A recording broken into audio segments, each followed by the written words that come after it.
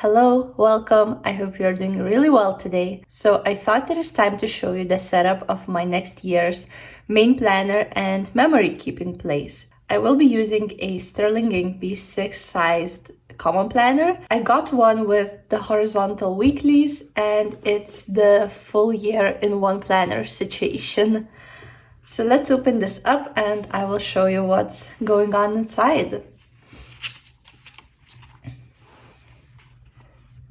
So first of all, we have my vision board for 2025. And as you can see, I have it taped in with washi tape because we still have more than a month left until next year. So in case I needed to change anything or add something new, I wanted it to be customizable before I stick it to the page. But once we are closer to 2025, I will be sticking these sheets on the pages. And yeah, I have my vision board on 2 pages. The left page goals are for the first half of the year, so I feel a bit more sure about them. And then these on the left side are more for the second half of the year or even further in the future. So this one represents YouTube and making videos consistently for you guys, improving and growing my channel. This one means cozy nights in with my fiance or with my friends, bonding and just having a really cozy time together. Then we have my wedding, and next to it we have a picture that represents our honeymoon. There's a little car here in this picture because we are thinking about renting a car and exploring the south of Italy a bit more. This one is for writing. I really want to finish writing my first draft. And this is the word of the year. I chose honesty, and that means not only with other people, but even more so with myself. I want to be honest with myself about how I feel and what I want, to accept and honor that instead of forcing myself to be a person I'm not. Then we move to the second half of the year's goals. We would like to move, and this one means making that new place feel like home. Then I would also like to finish the second draft also in 2025. This number means subscribers. I wanted to pick something that would feel like a lot, but still possible, so that I would be motivated by that. This one is for extending the circle of our closest people, of our close friends. A Basenji dog, of course. It's my dream for the past 4 years to have a Basenji puppy. Unfortunately, we currently live in a rented apartment and we are not allowed to have pets. So maybe if we move, that will solve this too. Then we have a goal spread. I have 5 main categories, so family, writing, YouTube, friends, and health. And they are all related to what you already saw in my vision board. I've been following these prompts and just planned them a little bit better. And yeah. Then we have this spread that I have no clue how to use yet. If any of you have ideas how to use a spread like that, definitely leave them in the comments because I would love to see those. Then we have the quarterly pages, and let's start with the left side. So I divided my priorities section in 3 parts, and they are dedicated for January, February, and March. So at the end of each month, I will be sticking a picture that best represents that month so that I would be able to remember that month a little bit better when flipping through my planner. And the monthly sections, I have them divided in 2 sides. So at the start of the month, I will be filling my goals.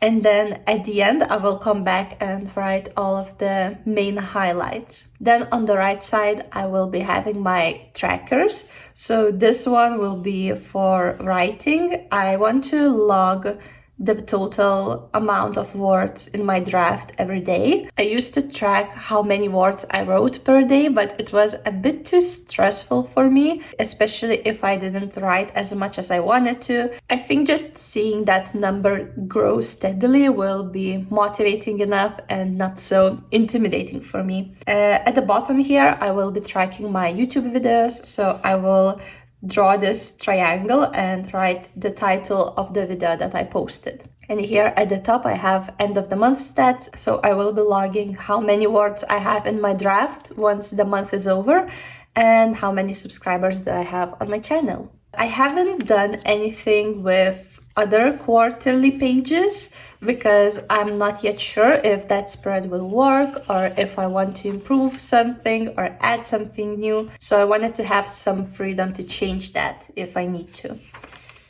And then we go to my monthly pages. So I use my monthlies pretty standardly. I just write my events, appointments, birthday reminders, holidays, all of that, just like a regular calendar. And then on this left margin, I have my monthly to-dos, more like reminders. So for example, I know that in April, I will need to have some stuff done to my car. So I wrote it here so that when the month comes, I will know that I need to do this sometime this month. And yeah, I think that's it with the calendars. Let's move on to weeklies. So I divided the weekly spread in 3 parts. This one is for tracking the weather. I just really like that additional layer of memories. When I look back, it lets me imagine the day a little bit better and how I possibly felt.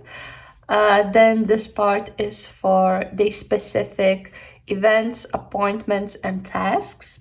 And finally, this third column is for gratitude log. I really want to get back into gratitude journaling, so I think it's a good place for that. This week's section was inspired by the Bookstagram tag, What This Week? I will be writing what I'm reading, what I'm listening to, what I'm watching, and what I'm excited about. And I think it will be really nice when I'm flipping back to see what that week was all about.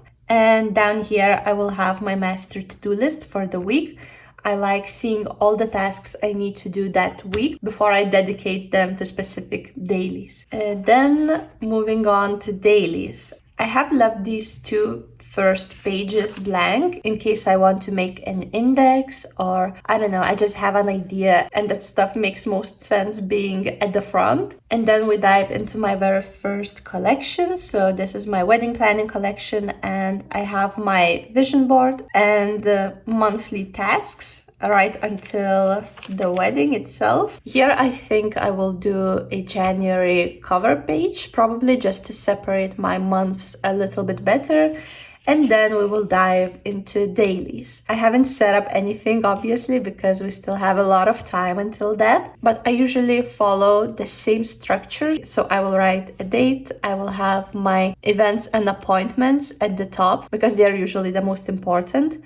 Then I will have my to-do list for the day. And finally, a bit of journaling and memory keeping. And yeah, I'm really excited to have all this undated space. I know that I will have enough of it for each daily, so I won't be restricted to one dated page per day. I will be able to make bigger spreads for days that I have more going on, or not set up a daily at all if I don't need to, and I won't have to worry about having blank pages left. So yeah, that's really, really nice. And I think that's it with my setup. I'm sure I will add more stuff, but for now it's more than enough. I hope it was inspirational to any of you who are looking for ideas for your own planner setups. And yeah, thank you so much for watching this, and I will see you in my next video. Bye!